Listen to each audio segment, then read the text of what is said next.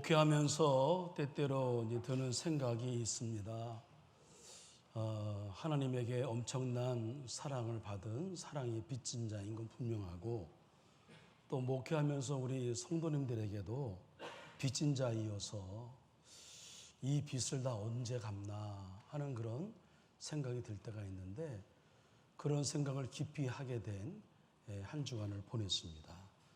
많은 성도님들이 정말 진심 어린 사랑과 그 관심을 보여주셔서 염려해 주셨고, 또 여러분 기도해 주심으로 제가 회복을 잘 하고 있습니다. 진심으로 감사를 드리고, 이 사랑의 빛을 갚기 위해서는 제 주어진 목양의 사역을 더 열심히 최선을 다해 잘 감당하는 것, 목회에 힘쓰는 것, 이것이겠다 생각해서 어제도 말씀을 준비할 때에, 평소에도 말씀을 준비할 때 늘 항상 긴장함이 있지만 더 마음을 쏟아서 말씀을 준비하게 되었습니다. 진심으로 감사의 말씀을 드리고, 살면서 제가 집에서 온라인으로 예배를 드려보니까 다시 한번 느끼게 되는 것은, 이 현장의 예배의 자리에 내가 있다라는 자체가, 주일날 예배의 자리에 있다라고 하는 자체가 얼마나 큰 축복이고 얼마나 큰 은혜인지, 이건 경험하지 않은 사람은 몰라요. 정말 그런 마음이 드는데, 그야말로 우리 한서의 식구들은 이제 망원동 로컬을 이제 넘어서 우리 그 서울 중심으로 해서 원근 각처에서 우리 모이게 되었죠. 원근 각처에서 많은 교회들이 있지만 그 교회를 지나서 우리 한석교회 오신 성도님들 참 귀하다는 생각이 듭니다. 그렇게 정말 예배에 대한 사모하는 마음, 또 교회를 사랑하는 마음, 또 주님을 사랑하는 마음으로 예배 자리에 참석한 성도 여러분 모두 위에 여러분이 필요한 은혜가 꼭 있습니다. 지금 다 같이 앉아 있어도 여러분의 영적 상태가 다 다르기 때문에 여러분에게 적합한 은혜가 있어요.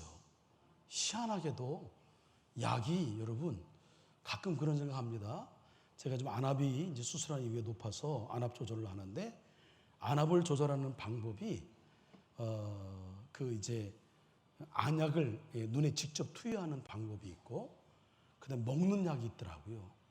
그 안약을 직접 투여하는 거야 뭐 이해가 되지요. 그런데 이것을 이제 먹어서 안약을 내리는 게, 먹는데 어떻게 눈까지의 안압을 내리나 하는 것이 너무 신비로운 거예요. 하나님 말씀도 그러하겠다. 여러분, 초대교회가 사도들의 신앙의 기초 위에와 마가다라 부모였던 성령의 은사 체험을 통해서 교회가 세워졌잖아요. 그럴 때에 교회가 세워질 당시에 성령 체험이 어떻게 역사했냐면, 바람의 소리로 불의 혀처럼 역사했습니다. 바람의 소리, 바람은 모두에게 임하는, 우리의 공간 속에, 우리의 집단 속에 모두에게 임하는 은혜라면, 불의 혀처럼 임하는 그 성령의 역사는 각자 한 사람 한 사람에게 역사하는 성령의 은혜예요. 그러니까 오늘 말씀이 공적으로 우리 모두에게도 공감이 되고 은혜가 될 뿐만 아니라, 이 말씀 가운데에 나에게 꼭 필요한 그 처방이 되는 말씀이 있단 말이에요. 우리 그 약을 먹어야 됩니다. 그로 인하여서 꼭 필요한 은혜가 임하여서 여러분 안에 회복과 치유와 소생의 역사가 일어나기를 주님의 이름으로 간절히 축원을 드립니다. 여러분, 그 우리가 성령의 역사, 은혜의 체험이 어느 모처 기도원에 일어나는 역사만이 아니에요.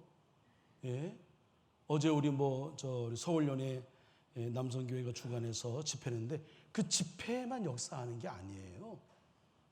우리 안에, 우리가 예배를 드릴 때에 정말 하나님의 은혜를 사모하고 믿음으로 반응하고 우리의 마음을 열 때에, 예배드리는 지금 우리 이 순간에도 우리 안에 기적의 역사, 여러분 회복의 역사, 소생의 역사는, 치유의 역사는 일어나게 되어 있어요. 여러분 그런 놀라운 역사가 이게 틀린 게 아닌 거죠. 성서에 있는 일이니까. 옛날 역사의 유물로 사도행전에 일어났던 그 사도 바울을 중심으로 베드로를 중심으로 활동했던 초기 기독교 역사 속에만 임하는 게 아니란 말이에요. 지금도 우리가 사모하고 기다리고 믿음으로 반응하면 오늘도 여러분 가운데에 맞춤형의 말씀, 꼭 나에게 필요한 말씀이 임하여서 여러분의 약한 부위가 치유되고, 여러분의 영혼이 회복되고 다시 일어서는 역사가 일어나게 될 줄로 믿습니다. 그러는 건 믿음으로 예배를 드릴 때 예배 가운데 놀라운 역사가 일어나게 되는 거죠. 저는 너무 잘 오셨고, 오늘 예배가 여러분의 인생 속에 정말 기억되는 놀라운 사건이 임하는 예배가 되기 위하여 우리가 먼저 준비된 마음, 열린 마음이 있어야 하는 거예요. 여러분 아무리 진수성찬을 차려놔도 내가 거기에 음식을 먹고자 하는 식욕이 없으면 진수성찬은 아무런 의미가 없어요. 그리고 아무리 진수성찬을 차려 있어도 그걸 내가 먹어야 의미가 있는 거죠. 들어야 의미가 있고, 말씀이 내가 순종으로 그것을 말씀을 아멘으로 받아들여서 그래서 말씀을 살아낼 때에 그 속에 여러분 말씀의 능력과 소위 말하는 기적과 놀라운 치유와 회복의 역사가 일어나게 될 줄로 믿습니다. 그건 어느 예배나 동일해요. 성령의 역사는 여러분 시공을 초월하는 거예요. 성령의 역사는 어느 특별한 사람이 설교하고 특별한 사람이 예배를 드리고 특별한 곳에 임하는 것이 아니에요. 우리가 정말 하나님의 마음, 지성소를 향하는 마음을 갖고 있다면 오늘 이 자리에도 하나님의 역사가 임함으로 여러분 안에 필요한 은혜가 임하여서 회복과 치유와 소생의 역사가 일어나게 될 줄로 믿습니다. 한 대학생이 시험을 치렀는데 그 F학점을 받게 되었어요. F학점 의미가 뭔지 알잖아요. 권총을 찾습니다. 당황한 그는 교수님을 찾아갔지요. 그래서 교수님께 여쭈었습니다. 교수님, 저는 이번 시험 제가 잘 보았다고는 생각하지 않아요. 근데 나름대로는 제가 최선을 다했는데 F학점은 아닌 것 같아요. 다시 한번 살펴주세요. 그렇게 이제 교수님께 얘기를 했죠. 그러자 교수님은 빙그레 웃으며 이렇게 답했다고 하잖아요. 나도 자네 점수가 F학점짜리가 아니라고 생각하네. 그런데 F학점이 내가 줄 수 있는 최저 점수야. 더 낮게 주고 싶어도 줄 수가 없었다네.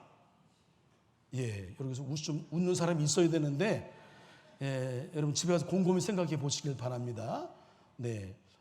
어떤 의미냐면 너는 F학점도 안 된다 그런 얘기예요. 프로 말씀을 드리면 이런 경우를 고사성어로 표현하면 여러분 어떻게 표현할 수 있을까요? 어떤 것으로 어떤 고사성어를 예를 들 수 있을까요? 고민했는데 설상가상이라는 것이 맞을까 생각했습니다. 설상가상 알잖아요. 눈 위에 또 눈소리가 내린다는 뜻이에요. 나쁜 일이 연거푸 생긴다. 그런 의미잖아요. 철로 역정에 보면 겸손의 골짜기에서 마귀가 아볼루온을 물리치며 마귀 이제 아볼루온을 물리치며 상처까지 입은 순례자 크리스찬은 가까스로 골짜기를 벗어났습니다. 그 골짜기를 벗어나는 과정 속에 그가 배운 게 있어요. 뭘 배웠어요? 겸손을 배웠어요. 그러나 곧 또 다른 골짜기가 그를 기다리고 있었죠. 그것은 바로 사망의 음침한 골짜기예요. 골짜기 여기에서 그는 두 사내와 마주치게 됩니다. 그들은 크리스천에게 이 길을 지나갈 생각은 하지 말라 그렇게 권고해요. 왜냐하면 골짜기 자체가 너무 칠흑 같아. 어두워 안 보여. 갈 수가 없어. 거기에는 구덩이가 있는데 구덩이에는 용과 괴물이 득실거리고 있다. 울부짖는 신음소리로 가득하다. 목숨을 보존하려면 자기들처럼 돌아가야 한다. 이렇게 얘기를 합니다. 이것이 바로 설상가상의 상황이 아니겠는가? 인생의 순례길에서 이처럼 고통스러운 상황이 지속적으로 우리를 괴롭힐 수 있는 거죠. 하나의 문제를 해결하고 이제 좀 살만한데 더 큰 문제가 생겨서 그래서 우리를 괴롭혀요. 예? 이런 어려움은 모두 사망 자체는 아닐지라도 사망을 느끼게 하는 사망의 그림자들이다. 이렇게 얘기합니다. 오늘 이 본문의 말씀에도 사망의 음침함이라고 표현되어 있는데 그 사망의 음침함이라고 하는 단어, 짤라무투라고 하는 단어인데 이 짤라무투는 합성어예요. 짤과 마베트가 합쳐진 단어인데 죽음의 그늘, 죽음의 그림자라는 의미예요. 이것을 영어 성경에서는 shadow of death 이렇게 이제 해석을 했죠. 옮겼죠. 이 영어 성경 해석된 걸 그대로 옮겨서 우리는 이것을 이제 사망의 골짜기, 그림자, 그늘, 죽음의 그늘 이렇게 번역을 한 겁니다. 우리 인생을 살면서 죽음 자체는 아니더라도 죽음의 그늘 혹은 그림자들을 경험하게 될 때가 여러분 얼마나 많이 있었어요. 가까운 이웃들의 죽음, 뜻하지 않는 질병과 사고를 겪으면서 내게도 서서히 다가오는 죽음의 그늘을 우리 느끼곤 하지 않습니까? 다행스럽다. 난 살았구나. 이런 어떤 소외보다는 나도 이렇게 죽을 수 있겠구나 라고 하는 느낌 아마 공감할 겁니다. 그렇습니다. 우리는 모두 예외 없이 사망의 음침한 골짜기를 통과해야만 합니다. 이 골짜기를 벗어나 천국으로 가는 다른 길은 없기 때문에 그래요. 반드시 천국으로 가기 위해서는 이 사망의 음침한 골짜기를 패스해야 됩니다. 근데 여기에 복음이 있어요. 우리는 순례자 크리스찬으로 하여금 마침내 사망의 골짜기를 돌파합니다. 넘어서는데 이 사망의 음침한 골짜기를 돌파한 크리스찬이 어떻게 넘었느냐? 그가 갖고 있는 영적 무기가 있어요. 3가지 무기가 있습니다. 그래서 우리도 이 무기를 장착해야 되겠다. 여러분의 삶 속에 내가 살아있으나 정말 죽음과도 같은 그런 어두운 때를 보낼 때가 있단 말이에요. 그럴 때에 여러분이 잘 장착해둔 이것을 꺼내 써야 한다라고 하는 겁니다. 첫 번째로 모든 기도. 그냥 기도가 아니에요. 모든 기도. 철로 역정에 보면 사망의 음침한 골짜기 여기에는 엄청난 불꽃과 연기가 쏟아져 나오고 있어요. 순례자 크리스찬은 겸손의 골짜기에서 그를 상대한 그 마귀 있잖아요. 사단 아벨루온처럼 칼로만 대결할 상황이 아니라고 하는 것을 그는 싸워보니까 깨닫게 된 거예요. 이건 아니다. 그래서 그는 곰곰이 생각하다가 칼을 칼집에 돌아놓고 다른 무기를 꺼내 들기로 했습니다. 참 우리 존 버녀는 참 신실해요. 그것은 바로 모든 기도예요. All pray예요. 모든 기도. 그는 무기를 꺼내 들고 주께 구하오니 내 영혼을 건지소서라고 부르짖기 시작을 해요. 이것은 바로 사도 바울이 에베소 6장에서 언급한 영적 무장의 그 궁극적인 공격 무기인 모든 기도, 이거와 맥을 같이 하는 거죠. 모든 기도와 간구를 하되 항상 성령 안에서 기도하고 이를 위하여 깨어 구하기를 항상 힘쓰며 여러 성도를 위하여 구하라. 순례자 크리스찬은 기도하며 불꽃과 연기가 자욱한 골짜기를 들어서죠. 그러고는 두려움이 엄습할 때마다 기도하며 부르짖었습니다. 나는 주님의 능력만 의지하고 걸어가리라. 나는 주님의 능력만 의지하고 걸어가리라. 귀신이 사라지는 거예요. 그래서 선포하니까. 여러분, 우리가 기도한다는 게 무슨 의미예요? 내 힘으로는 할 수 없어요. 예? 전능자이신 하나님이 좀 도와주셔야 돼요. 이게 기도입니다. 기도는 나와 전능자를 연결시키는 거예요. 그렇다면 모든 기도는 뭐예요? 모든 기도. 기도면 기도지 모든 기도는 뭐예요? 할 수 있는 모든 유형의 기도. 그 기도로 하나님께 나아가라. 그겁니다. 여러분 어려움 만날 때에 그 어려움을 다른 사람이 알리는 걸 좀 조심스러워요. 왜? 사람들이 그걸 가식거리면 안 되니까 그럴 수 있어요. 그러나 여러분 할 수 있는 대로 믿을 만한 사람들 위해 우리 교회는 중보기도 사역팀과 같은 공식적인 중보기도라는 그런 사역팀에게 기도 요청을 하는 겁니다.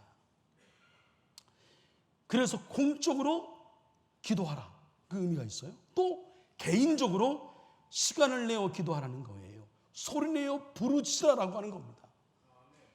때로는 침묵으로도 기도하고 어떨 때는 길게 기도하고 어떨 때는 짧게 기도하고 어떨 때는 화살 기도도 하라는 겁니다. 무엇보다 성경은 우리에게 권하기를 새벽에 기도하기를 권해요. 왜냐하면 새벽에 역사가 많으니까. 새벽에 응답이 빠르니까. 새벽에 기적의 역사가 나타나니까. 그러니까 성경에 일어난 예수님의 공생의 기간 동안도 그렇고 구약도 마찬가지예요. 하나님의 역사가 이루어지는 놀라운 사건의 대부분은 다 새벽에 일어났단 말이에요. 새벽이 중요해요. 그리고 낮에도 기도하고 저녁에도 기도하라. 가정에서 기도하고 일터에서 기도하고 거리에서 기도하고 항상 기도에 힘쓰라는 겁니다. 탄원하며 정말 속상한 마음으로 그냥 기도하고 자백하며 자기 죄를 회개하며 기도하고 감사와 찬양으로 기도하라는 거예요. 그 뭐예요? 늘 기도하는 의식으로 하루를 살라. 항상 기뻐하라. 범사에 감사하라. 또 뭐예요? 쉬지 말고 기도하라. 쉬지 말고 기도하라. 우리 끊임없이 쉬지 말고 기도하면 어떻게 우리 맨날 무슨 기도할 수 있어요? 늘 항상 우리의 의식이 우리의 생각이 하나님께 연결되고 있어서 하나님께 모든 것을 맡기며 구하며 그렇게 살아라 라고 하는 겁니다. 여러분들 꼭 기억하실 것은 뭐냐면 쉬지 말고 기도하라는 것은 우리에게 부담을 주는 것으로 느껴지지만 그렇지 않아요. 쉬지 말고 기도하라는 그 이면 속에는 어떤 내용이 있냐면 하나님께서 내가 쉬지 않고 듣겠다. 할렐루야. 너희들이 언제 기도하든 나는 항상 들을 준비가 되어 있다. 할렐루야. 그런 뜻이 담겨 있단 말이에요. 근데 이렇게 기도할 때 우리가 유념할 것이 있어요. 제발 내 방법으로 자의적으로 어디 가서 여러분 성경에서 가르치는 것 외에 어떤 특별한 곳에 특별한 교회에 특별한 기도처에 이런 곳에 가서 배운 방법대로 여러분 하면 안 돼요. 우리가 기도할 때 어떻게 기도하냐면 저를 따라 하시겠습니다. 성령 안에서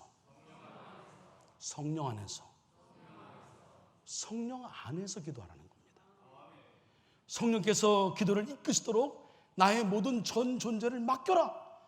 성령께서 기도를 이끄시게 해야 되는데 그러나 기도할 때마다 이런 신비롭고 신령한 은혜를 경험하지 못한다 하더라도 어떻게 하든 기도하는 게 중요해요. 기도하지 않은 것보다는 나을지 나아요. 그러나 심령이 밑바닥에 성령의 도우심을 간절히 구하는 어느 순간 억지로 기도하는 것이 아니라 성령께서 이 기도를 이끄시는 것이 느껴져요. 이게 내 의지가 아니네. 느껴집니다. 이게 성령이 이끄시는 기도. 성령이 이끄시는 기도 속에 나타나는 내 내면의 증거가 있어요. 그게 뭐냐면 평안이에요. 그리고 내 자의적으로 막 기도하고 애쓰다가 성령의 역사하심이 나를 온전히 맡겨 기도할 때에 이거 내가 기도하는 게 아니야. 기도의 내용도 달라. 내 의지가 아니야. 방언으로 기도하든 어떤 방법으로 기도하든 이게 내가 기도하는 내 의지와는 달라. 그런데 마음은 평안해. 그러니까 우리 안에 있는 두려움이나 불안이 사라지게 되는 거예요. 그게 기도 응답의 여러분 증거인 거예요.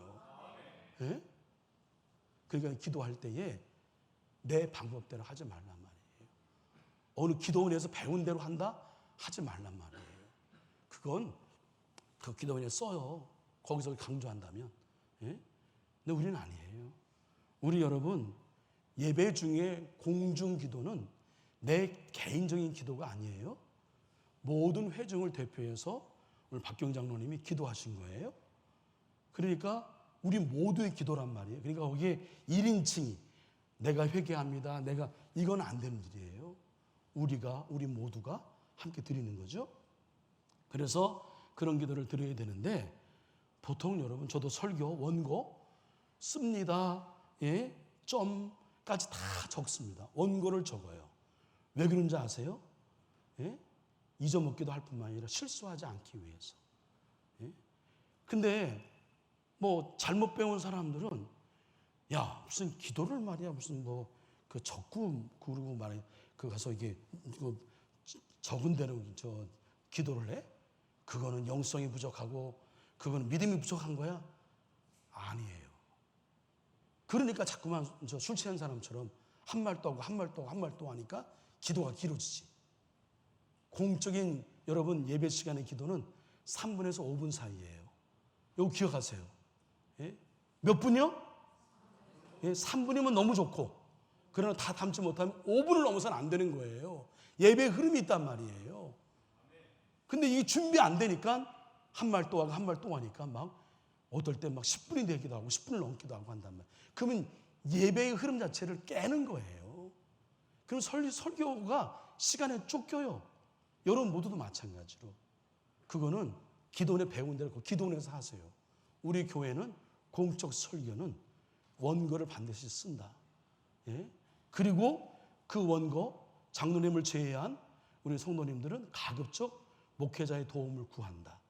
이게 기도의 어떤 형식에 잘 맞는지 안 맞는지 목회적인 도움을 구하면 다 잘 코멘트 해 주실 거란 말이에요. 그러면 거기에 맞게 이렇게 해서 가장 좋은 거는 그 기도를 몇 번 해서 암송할 만큼 다 읽을 만큼 해서 하면 좋을 일이에요. 그러나 그러기는 어려워. 여러분, 제가 이제 설교하고 나서 저 뒤에 가서 오늘 설교 제목이 뭐예요? 해서 기억하는 사람, 저 기억합니다 할지 모르지만요, 통계적으로 30% 정도만 기억하지 나머지는 다 몰라요. 뭐 했는지 몰라요. 그런데 여러분, 기도를 다 외운다는 것이 쉬워요? 쉽지 않죠. 우리 교회도 이런 공적 예배에 대한 준비를 철저히 하는 교회인데, 그래서 여러분 적으시라는 거예요. 적고 또 적고 다시 한번 검토하고 그리고 또 기도하고 그리고 준비돼서 하는 겁니다. 우리 교회 방법은 그래요. 이렇게 해야 맞는 거예요. 이걸 막 내 방법으로, 내 자유적으로 이건 안 된단 말이에요. 물론 어떤 방법도 가장 중요한 건 성령 안에서 기도하는 게 중요합니다. 그러면 우리 안에 있는 죽음의 그늘, 사망의 음침한 골짜기를 지나가는 과정 속에 갖게 되는 두려움 있잖아요. 어두우니까. 불안, 떨림이 있잖아요. 이 모든 것들이 기도함으로 인하여 평안이 임하니까 사라지는 거예요. 그래서 우리가 장착해야 될, 여러분, 사망의 음침한 골짜기를 지날 때 장착해야 될 첫 번째 무기는 뭐냐면 모든 기도. 절 따라했습니다. 모든 기도. 자, 요거 하나 장착하십시오. 그러니까 여하튼 무슨 일을 만나면, 어떤 일 만나면 어렵지만 일단 교회하여 무릎 꿇어요. 그러면 해결되는 거예요. 두 번째로 약속의 말씀이에요. 크리스천이 아직 불안을 떨치지 못한 채 사망의 음침한 골짜기를 걷고 있을 때에 앞서 걷는 누군가의 음성이 들려오기 시작을 해요. 그것은 다름 아닌 시편 23편 4절의 말씀이었습니다. 이걸 여러분 제가 다른 성경으로 준비했는데 서로 비교하라고 함께 자막에 준비한 대로 읽겠습니다. 시작. 내가 음산한 죽음의 골짜기를 지나가게 된다 하더라도 나는 겁나지 않습니다.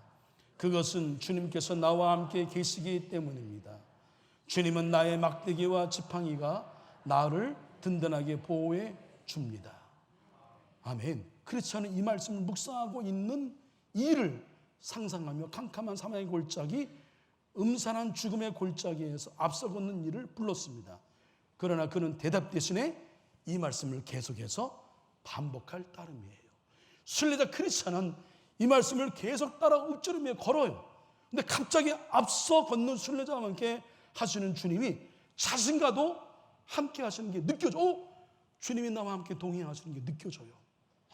그러자 모든 두려움이 사라지고 평안이 임하게 됩니다. 어느새 캄캄한 골짜기가 끝나가고 해가 떠오르고 있었죠.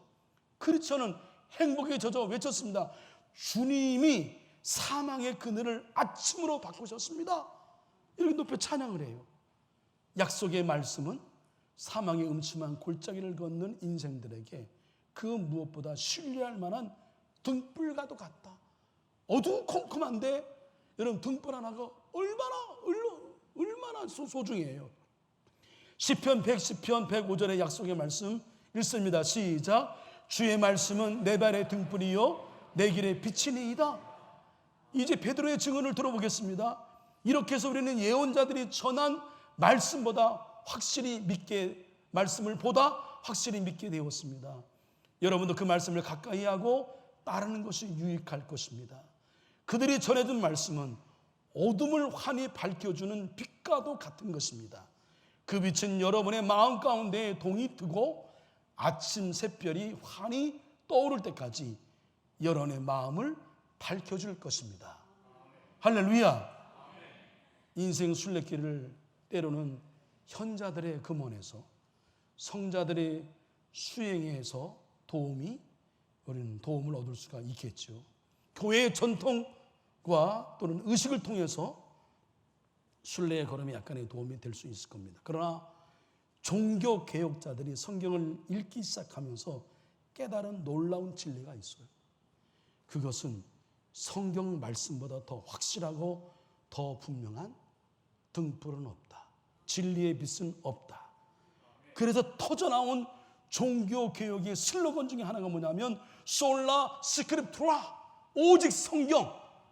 이게 종교 개혁 속에 그들이 부르짖은 슬로건이란 말이에요. 힘들고 어려울 때에 여러분 정말 앞이 칠 같고 아무것도 안 보이고 정말 한 걸음 앞도 갈 수 없는 그런 이 절망의 끝까지 놓여 있는 상황 가운데에 하나님 말씀 한 말씀만 우리에게 주신다면, 그 말씀을 붙든다면 그것이 빛이 되어서 우리는 우리 안에 있는 두려움과 불안을 이겨낼 수 있는 거예요. 말씀이 능력인 거예요. 철로 역정에 보면 사망의 음침한 골짜기를 벗어날 무렵 순례자 크리스천은 동굴에서 늙은 교황과 죽은 이교도를 발견하죠. 존 버년이 그 생존 당시의 교회는 잘못 인도하고 있었다라고 하는 것을 영적인 지도자인 교황의 존재를 이미 늙은 거인으로 그의 존재의 의미는 죽은 이교도와 다를 바가 없다는 것이 존 버년의 결론이었어요. 뭐냐면 우리가 믿을 것은 종교 지도자가 아니란 말이에요. 그들이 얘기한 세인트라고 하는 성인이라고 붙인 많은 무슨 교주들, 신부들 그런 사람이 아니라는 거예요. 오늘날의 개신교 지도자, 목사도 마찬가지죠. 사람이 누구든지 언제든 사람은 부패할 수 있고 언제든 잘못될 수 있어요. 여기 저도 자유로울 수가 없어요. 이것은 교회에도 예의가 아니죠. 우리 교회 평신도 지도자도 교회의 영향력이라는 측면에서 본다고 한다면 여기에 자유로울 수가 없죠. 그러므로 우리는 사람 보면 안 돼요. 말씀을 붙들어야 돼요. 여러분 그런 경험 있잖아요. 앞길이 전혀 안 보이는데 또 기도와 연관해서 그런 응답을 많이 주잖아요. 말씀으로 응답 주잖아요. 하나님 마음에 응답 평안을 주시는데 말씀을 주잖아요. 그런 무릎을 탁 쳐서 이거구나. 마치 지금 끙끙 앓고 있던 그런 숙제 문제를 해결한 듯한 그런 경험이 있지 않습니까? 그게 말씀으로 이루어지는 거예요. 사망의 음침한 골짜기를 흔들리지 않고 통과하는 무기, 그것은 하나님의 약속의 말씀이에요. 여기저기 무슨 그 사람들이 얘기하는 이제 신앙에 도움을 주는 얘기 뭐 그런 것 때문에 뭐 나름대로 운동을 벌이고 캠페인을 벌이고 하는 일들은 할 수 있어요. 그러나 그것도 믿으면 안 돼요. 예? 말씀이에요, 말씀. 예? 그럼 여러분 말씀을 가까이 하시기 바랍니다. 성경 공부할 때에 좀 많이 신청하세요. 여러분 성경 말씀 뭐 얼마나 안다고 이렇게 교회에서 하는지를 그냥 무시해요. 예? 그러고 나서 교회가 은혜가 안 되고 뭐 그런 여러분 좀 배워보시라고요. 예? 그리고 암송하고 묵상하고 그래서 여기서 멈추지 말고 제발 이거 아주 안 좋은 거예요. 말씀에 나를 교정하고 맞춰야지 나를 기준으로 해서 말씀을 맞추면 안 돼. 그러면 사람은 더 완고해져. 더 변질돼요. 말씀을 나를 고치시고 나를 치료하시는 그야말로 신약 구약, 예? 약이에요, 약. 예? 그래서 말씀이 나를 교정하고 맞추도록 해야지 내 기준에서 말씀을 추사 선택해서 자기를 정당하고 합리화하고 이런 일들을 우리 얼마나 많이 해요. 예? 자기의 생각 속으로 자기가 갖고 있는 어떤 주관으로 그걸 해석하고 판단하기 위해서 그걸 말씀을 끌어당겨서 해석하는 일들이 얼마나 많아요. 여러분 때로는 동의가 안 되는 말씀이 있어요. 거북한 말씀이 있어요. 꼭 나한테 향하는 말씀인 것 같은 그런 말씀이 있어요. 어려워도요 순종하시기 바랍니다. 그래야 변하는 거예요. 그래야 나의 모난 모습이 고쳐지는 거지. 예? 안 그러면 난 계속 여러분 굳어지는 거야. 예? 계속 고착화되는 거야. 나는 그냥 그런 사람이 되어버리는 거예요. 그러니 주변에 사람이 없지. 그러니 내 말에 영향력이 없는 거예요. 본인은 알잖아요, 본인은. 예? 그러니까 제발 여러분 강단에서 말씀을 전하고 우리가 뭐 할 때에 여러분 내 뜻과 내 생각이 아니어도 이게 교회 목회의 어떤 그 중심으로 일이 진행된다라고 할 때에 여러분 순종하는 게 좋아요. 내가 순종하고 있나 어떻게 여러분 증명할 수 있는지 아세요?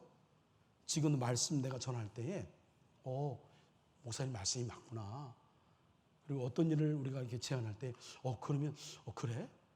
그러면 내가 새벽 파수꾼 그거 하기 위해서 내가 어떻게 해야지? 방법을 찾으려고 애쓰는 사람은 순종하는 사람이에요. 그런데 뭐 새벽기도 나는 새벽에 체질이 아니에요. 나는 뭐 상관없어요. 나는 뭐 따로 기도하는데 뭐 내가 기도 얼마나 많이 하는데 불순종이에요. 여러분 말씀은 순종으로 반응하고 그 말씀을 살아날 때에 내가 변하는 거야. 그게 안 되니까 죄송하지만 우린 변하지 않는 거예요. 계속 변질되는 거죠. 더 안 좋게. 본인은 몰라 그거를. 그러나 주변 사람들은 알아요. 하나님은 아시고. 예? 그렇게 되면 안 돼요. 내가 때로는 이거 해서 이거 좀 바보 같아, 멍청이 같아. 뭐 주변에 비판하는 사람들 있죠. 뭐 목사님은 여러분 그 사람들이 생각이 없고 그 다음에 뭐 덜 똑똑해서 그런 게 아니에요. 순종하는 거예요. 이게 맞는 겁니다. 섬기는 담임 목사에게 순종하지 않는 사람이 다른 걸 순종하지 않는 건 다 계산이에요. 이해관계예요. 예? 다 어떤 다른 목적 때문에 그런 거란 말이에요. 진정한 순종이 아니라고 하는 거죠. 진짜 순종은 내가 하고 싶지 않은 일을 결단해서 하는 거. 이게 진짜 순종인 거예요. 말씀 단 것만 쏙쏙 빼먹으면 여러분 불균형이에요. 영적으로. 가끔 쓴 것도 먹어야 돼요. 쓴 게 약인 거예요. 예? 그래야 내가 사는 거예요. 오늘 제가 성가대 내가 늘 보니까 질서인 거예요. 예? 우리가 저 예배 중에 우리는 예배위원으로서의 어떤 임내 과정을 거치는 거예요. 이게 여러분 그 예배학적으로 볼 때에 단순한 게 아니에요. 의미가 있는 거예요. 예? 근데 다 모여야 되는데 항상 늦게 오는 사람 늦게 와. 그거는 우리 팀장, 저 대장님이나 이런 분들이 잘 챙겨야 돼요. 예? 다 온 다음에 우리 같이 이렇게 다 그 예의를 갖춰서 들어오고 또 예배 드릴 때 정성을 다해서 내가 찬양할 때만 찬양하는 게 아니에요. 예. 앞에 있는 이 성가대 가운을 왜 괜히 입어요? 여러분은 예배를 돕는 준 교육자 같은 거란 말이에요. 예? 근데 제가 이런 얘기하면 목사님 시험 들을까 봐 어떻게 아니 이걸 가르치는 거예요. 우리 교회는 질서 있는 교회입니다. 예? 그러니까 이런 것들 앞에 제가 얘기할 때 목사님 말씀이 맞구나. 그 내가 순종해야지. 이럴 때 변화가 있는 거예요. 할렐루야. 예? 가만히 잘 보세요. 절대로 어떤 교회 안에 내가 순종의 마음을 갖고 이런 마음을 갖고 기도하고 봉사하고 여러분 아무 의미가 없어요. 하나님이 기뻐하지 않습니다. 내가 보낸 주의 종에게 순종하지 않는 자가 행하는 예배와 헌금과 이런 걸 기뻐하시겠어요? 절대 아닙니다. 하나님은 질서의 하나님이신 거예요. 예? 그걸 볼 수 아셔야 돼요. 그러니까 때때로 내가 감당하기 어려운 동의가 안 되는 것이라도 말씀이 내 마음 가운데 자꾸만 부딪히면 성령의 음성으로 들으시기 바랍니다. 그리고 돌이켜 어렵지만 결단하게 되면 그 속에 놀라운 변화의 역사, 말씀의 능력이 나타나게 될 줄로 믿습니다.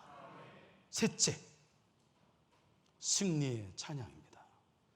철로 역정을 보면 사망의 음침한 골짜기를 무사히 벗어난 크리스천의 입에서 찬양이 흘러나왔습니다. 그는 다음과 같은 찬양의 가사를 읊조렸어요. 오, 이 멋진 경이로운 세상 달리 어찌 표현하랴. 이곳에서 만난 끔찍한 공경에서 날 지켜주셨으니 어려움에서 날 건져주신 그 손길에 축복이 있으라. 갈수록 에워싸는 어둠과 마귀, 지옥과 죄의 위험, 길마다 널린 올가미와 함정, 덕과 그물들, 걸리고 매이고 넘어질 수밖에 없는 쓸모없고 어리석은 나를 살리신 예수님께 면류관을 씌워드리세. 기독교 역사에서 나타난 신앙의 선배들은 이런 고백을 자주 했다고 합니다. 우리 자막 준비했는데 함께 읽겠습니다. 시작. 기도는 우리를 영적 싸움에서 견디게 하지만 찬양은 영적 싸움을 끝내게 한다. 할렐루야. 찬양이 중요하다. 사도 바울은 성령의 인도하심으로 아시아에서 유럽 마게도니아로 전도 여행의 방향을 바꾸었죠. 마게도니아의 첫 도시가 된 빌립보예요. 전도하는데 점치는 귀신 들린 여종을 만나게 돼요. 그걸 고쳤어요. 그러니까 점괘가 안 내려. 주인이 수입원이 없어. 그러니까 이게 고소했어요. 바울과 실라를. 그러니까 고소했으니까 옥에 갔네. 근데 옥에 갇힌 바울과 실라가 잘 아시는 대로 거기서 뭐 했어요? 불평했어요? 원망했어요? 찬양했어요. 이런 상황에서는 그냥 불평이 자연스러운 거예요. 어떻게 찬양이 나와요? 하나님, 제가 주의 복음을 증거하고자 지금까지 살아왔는데, 그리고 어렵게 이 땅에 건너와서 주를 위해 고생하는데 감옥이 웬 말이며 채찍이 웬 말이며 착고가 웬 말입니까? 라고 해야 정상이에요. 근데 사도 바울은 하나님을 찬양했어요. 왜 그랬을까요? 사도 바울은 하나님의 주권을 믿었어요. 하나님이 계획이 계시겠구나. 복음을 증거할 기회를 갖게 되어 감사하고, 주를 위해 고난을 받게 되어 감사하고, 감옥에서 일어날 하나님이 하실 새 일로 인하여 감사했다. 로마서 8장 28절 말씀, 여러분 이건 암송해야 되는 말씀인데 함께 읽습니다. 시작. 하나님을 사랑하는 자 곧 그의 뜻대로 부르심을 입은 자들에게는 모든 것이 합력하여 선을 이루느니라. 사도 바울은 감옥이라는 고난조차 선을 이룰 것을 믿었던 것이죠. 그래서 찬양할 수 있었던 거예요. 그래서 어떻게 되었어요? 재진이 나고 감옥문이 열립니다. 사도 바울이 간수에게 복음을 전하죠. 간수와 그의 온 가족이 구원받았어요. 빌립보의 선교의 문이 활짝 열렸습니다. 성경은 범사에 감사하라 말씀하죠. 이 말씀을 바꾸면 감사와 찬양은 짝이에요. 범사에 찬양하라. 한평생 찬양의 능력이 얼마나 큰지를 경험한 목사님이 다른 거 안 했어요. 찬양의 능력이라는 하나의 주제로만 목회했어요. 설교하고 그렇게 했습니다. 수많은 영혼들을 치유했는데 그분이 미 군목이었던 멀린 캐로도스라는 목사님이에요. 그의 설교를 들은 짐이라는 사람이 있어요. 이 젊은이가 자기 아내에게 이야기했습니다. 우린 여러 해 동안 알코올 중독자인 아버지가 변화되게 해달라고 기도했는데, 하지만 이런 상황에 대한 하나님의 섭리에 우리 감사하지 못했던 것 같아. 이제부터 여보 우리 먼저 감사하자. 그래서 아내는 어떻게 감사해? 반문합니다. 짐은 우리의 모든 것을 합력하여 선을 이루신 하나님을 믿는 사람이 아니냐. 이게 멀린 캐르도스 목사님 설교한 내용이에요. 그 말씀을 나누었어요. 그날부터 아버지가 생각날 때마다 아버지를 주신 것에 대하여 감사하고, 아버지께서 일하실 그런 아버지께 일하실 하나님께 감사하며 찬양하기 시작했어요.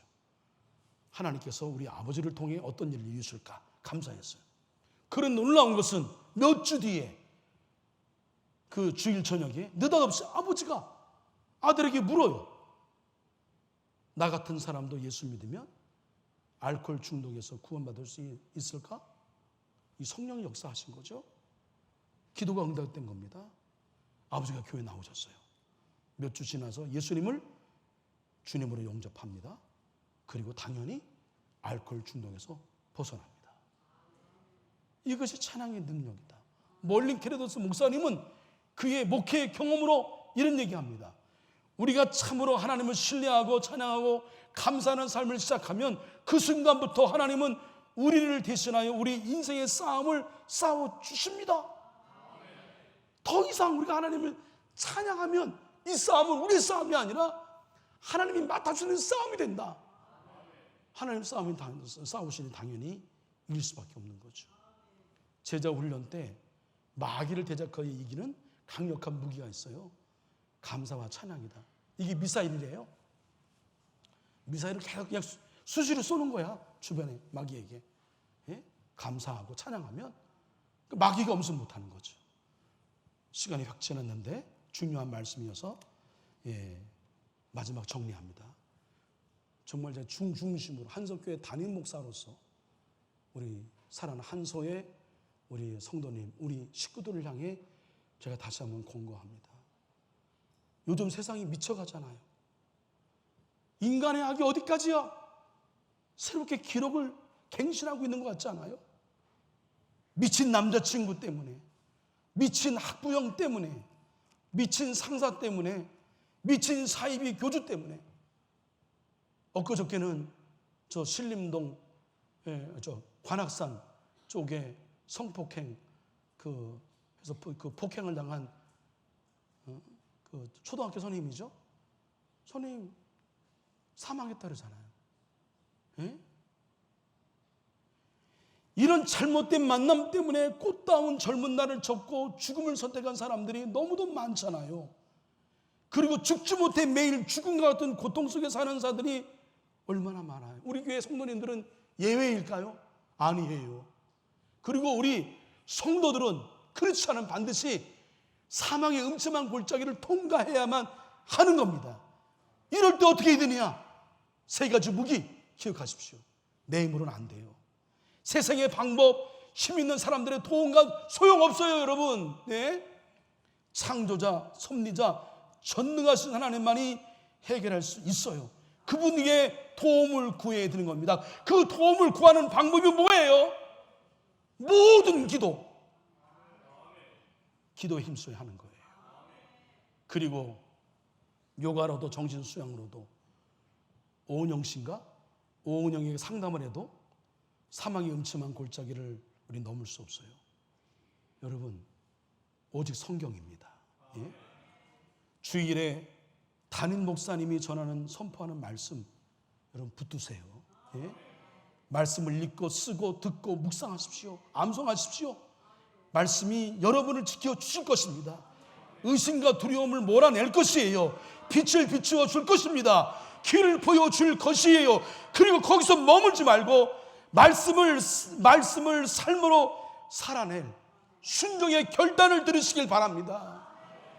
내가 동의가 안 돼도, 내가 도저히 여기에 따라가기 어려워도 이게 주님의 뜻이라고 한 말씀이기에 내가 거기에 순종합니다라는 결단을 드릴 때에, 여러분 말씀 앞에 나를 조종하고 교종할 때에, 그럴 때 우리는 사망의 음침한 골짜기를 거뜬히 넘어서실 뿐만 아니라 기억하십시오.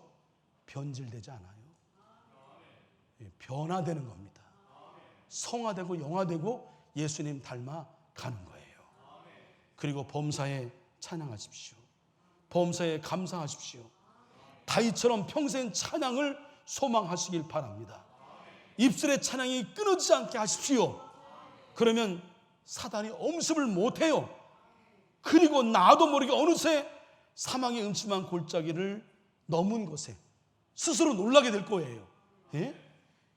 하나님 결국 나에게 좋은 곳을 주십니다. 나에게 평안을 주시고 미래와 희망을 주시고 최고의 승리를 주시는 분이 우리 하나님이시고, 중요한 건 모든 것이 합력하여 선을 이루시도록 우리를 이끌어 주시는 분이 우리 하나님이시라는 사실을 여러분 믿으세요.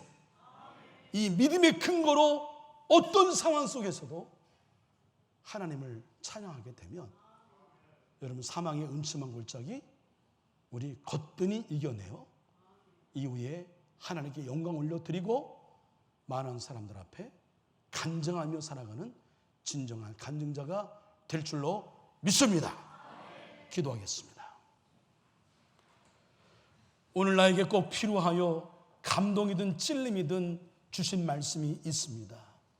그 말씀에 순종할 때에 하나님이 우리 안에 새일의 놀라운 역사를 펼치시겠다는 강력한 의지가 느껴집니다. 살면서 만나게 되는 사망의 음침한 골짜기를 지나갈 때에 모든 기도를 드리게 하여 주시옵소서. 말씀을 굳게 붙들게 하여 주시옵소서. 범사에 찬양하며 감사하며 살게 하여 주시옵소서. 그래서 우리 한소에 속한 모든 성도들은 이 사망의 음침한 골짜기를 만날 때에 그 골짜기보다 더 깊은 은혜를 경험하게 하여 주시옵소서. 죽음의 골짜기에서 다시 일어나 부활의 산 소망이 되신 예수 그리스도의 이름으로 기도합니다. 아멘.